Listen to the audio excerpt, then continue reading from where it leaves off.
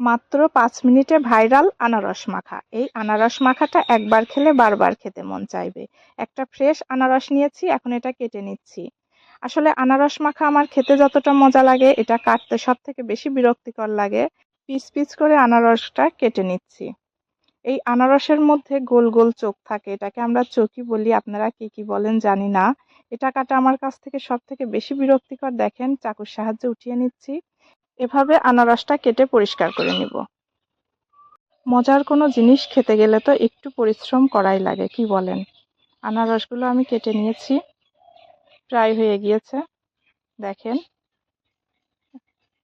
এখন আমি আনারসের মধ্যে একটু লবণ দিয়ে দিব, সাথে দিয়ে দিব লাল মরিচের গুঁড়া, ধনিয়া গুঁড়া দিয়ে দিচ্ছি, আর একটু চিনি দিব।